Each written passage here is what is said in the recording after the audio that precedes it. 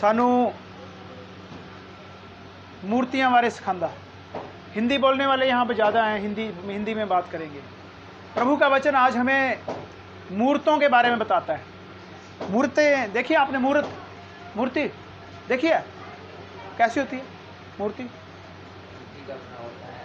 मिट्टी का बना होता है, चांदी का भी होता है, सोने का भी होता है, पत्थर का भी होता है, हाँ जी, कागज़ का भी होता है। कागज़ के ज़्यादा है आज के समय में, घर घर लगे होते हैं, हवा आती है उड़ जाते हैं। परमेश्वर का वचन कुछ और भी बात करता है। कुछ मूर्तें ऐसी हैं जो हम अपनी आंखों से देखते हैं, और कुछ ऐसी हैं जो हम अपनी आंखों से नहीं देख सकते। आइए हम उस वचन की ओर हम जाएंगे। यहेजकेल 14 अध्याय और उसके 3 वचन से हम पढ़ेंगे। पेज नंबर 981 हिंदी की बाइबल में पेज नंबर 981 है। यहेजकेल 14 अध्याय और उसका 3 वचन से लेकर के 6 वचन तक हम पढ़ते हैं। लिखा है, हे मनुष्य के संतान, इन पुरुषों ने तो अपनी मूर्तें अपने मन में स्थापित की हैं और अपने अधर्म की ठोकर अपने सामने रखी है। फिर क्या वे मुझसे कुछ भी पूछने पाएंगे? आपके मन में क्या है मुझे तो नहीं पता, या मेरे मन में क्या है आपको पता है? नहीं पता। परमेश्वर जानता है। परमेश्वर जानता है आपके मन में क्या है, मेरे मन में क्या है।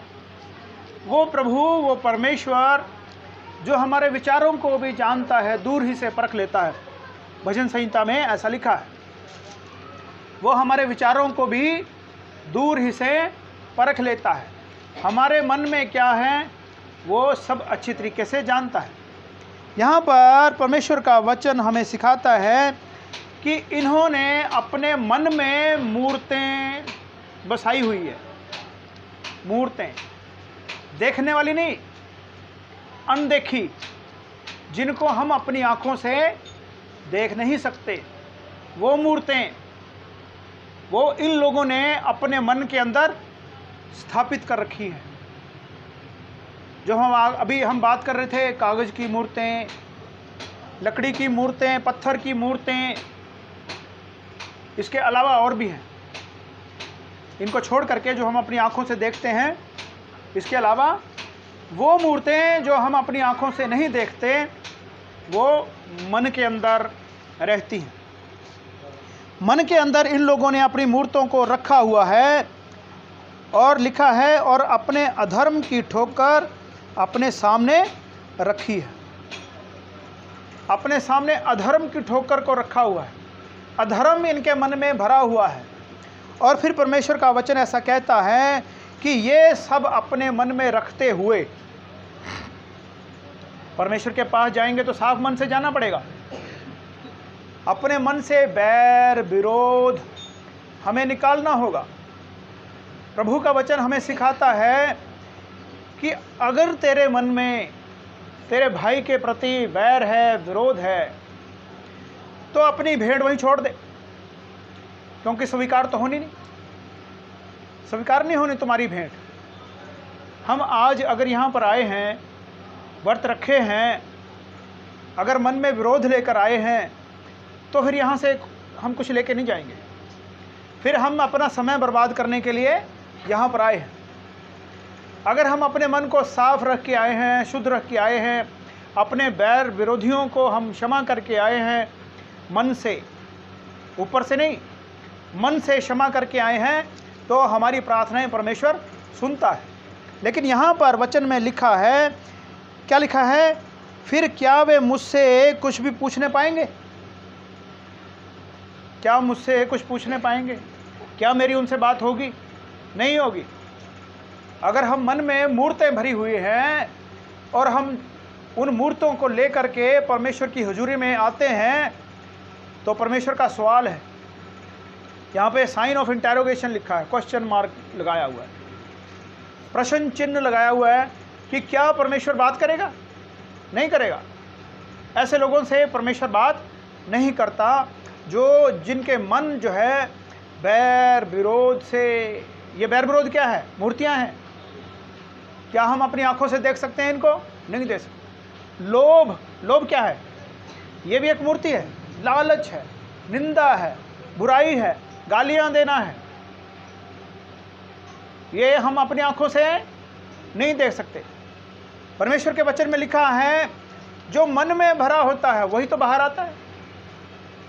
जो मन के अंदर भरा होता है वही बाहर आता है। मन में अगर अच्छे विचार हैं, प्रेम है, तो बाहर आएगा।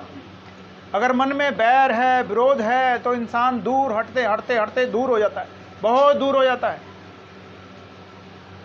परमेश्वर का वचन हमें सिखाता है, इसलिए तो उनसे कह, प्रभु यहोवा यूँ कहता है, इज़राइल के घराने में जो कोई अपनी मूर्तें अपने मन में स्थापित करके और अपने अधर्म की ठोकर अपने सामने रखकर भविष्यवक्ता के पास आए, उसको मैं यहोवा उसकी बहुत सी मूर्तों के अनुसार ही उत्तर दूंगा।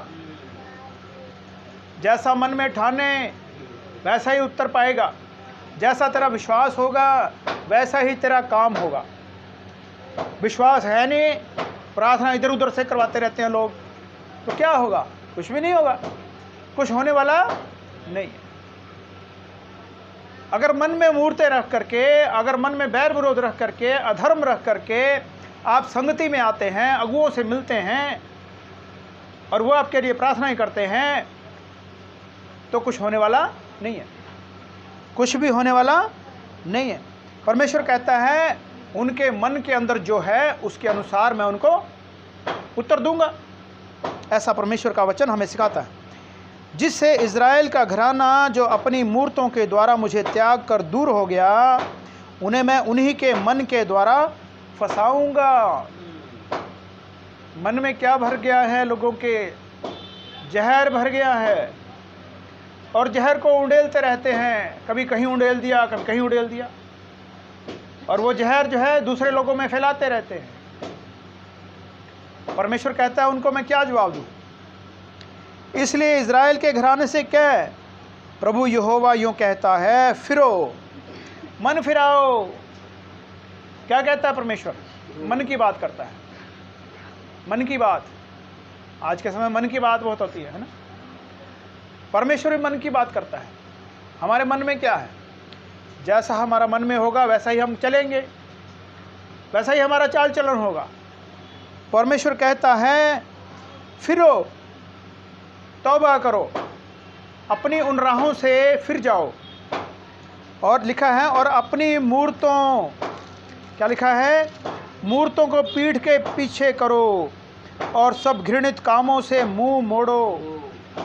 घृणित काम जो परमेश्वर की नज़र में घृणित हैं, जिन्हें परमेश्वर पसंद नहीं करता, ऐसे कामों को हम अपने जीवनों से दूर करें। परमेश्वर का वचन ऐसा सिखाता है। एक वचन हम और पढ़ते हैं, कुलुस्सियों 3 अध्याय, कुलुस्सियों की पत्री, पौलुस की पत्री कुलुस्सियों को, कुलुस्सियों के नाम प्रेरित पौलुस की पत्री, उसका 3 अध्याय और उसके 5 वचन से 8 वचन तक हम ऐसा पढ़ते हैं।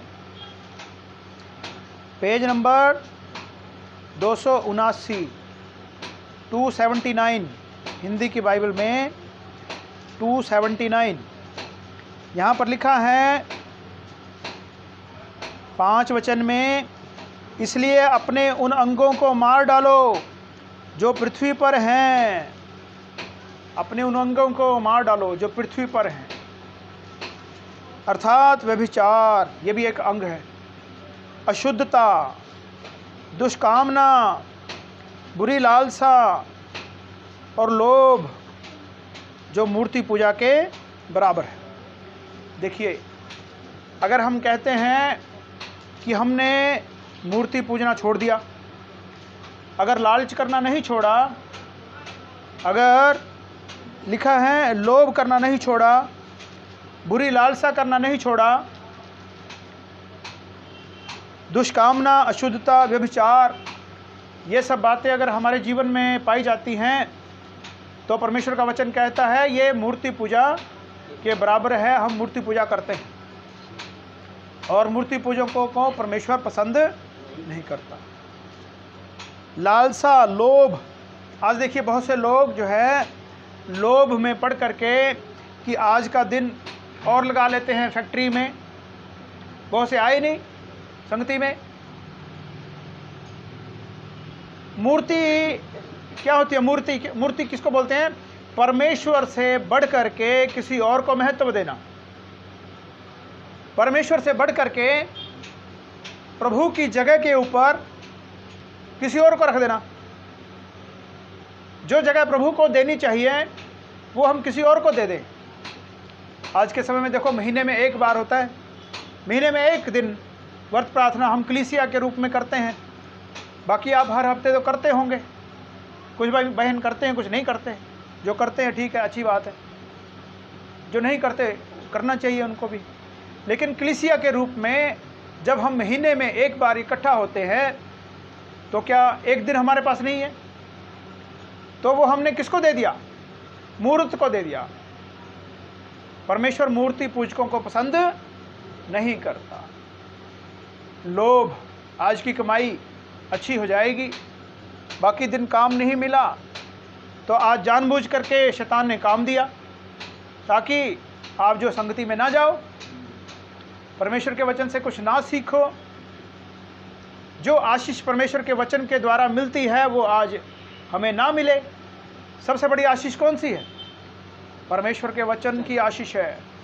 परमेश्वर के वचन को सुनना, ये वचन तो है हमारे साथ जाएगा। जो ये रुपया, पैसा, धन, दौलत एक दिन यहीं पे रह जाएगा।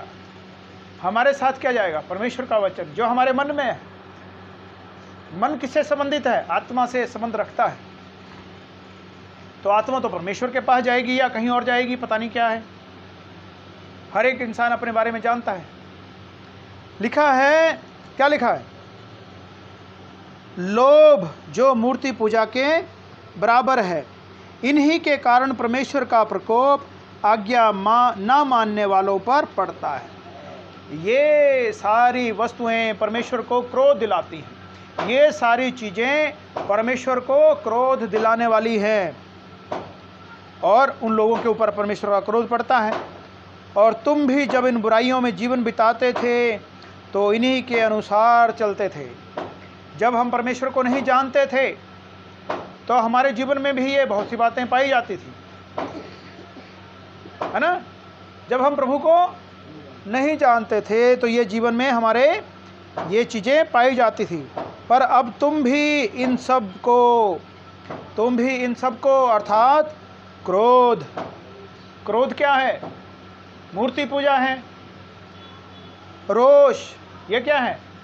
ये भी मूर्ति पूजा के समान है। बैर भाव,